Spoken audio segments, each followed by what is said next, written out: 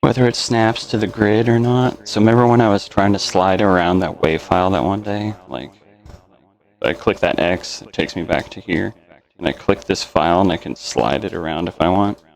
Or like copy it, erase it, loop it. Actually, it's the order it's in is erase it, copy it, loop it, and then there's more options with the dots.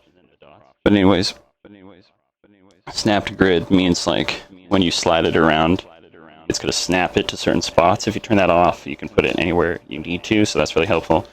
And then the tempo, you can change it like this, or really helpful, the tap tempo means you can tap it in the center like this.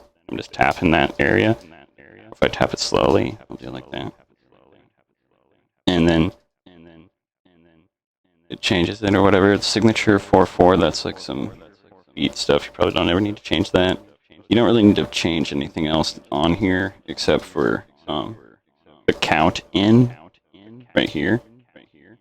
Sometimes I'll put on 1 bar. So when I go to record something, it doesn't. So now click back to the wave right here. And then I'll double click this. And then click that X, get out of there. I don't know why it's doing that. Wait, what am I doing here? Yeah. Okay, there we go.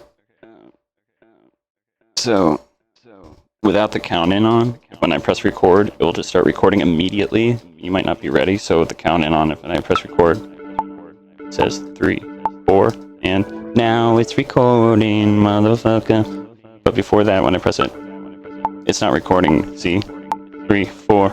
Now it's recording, motherfucker, motherfucker.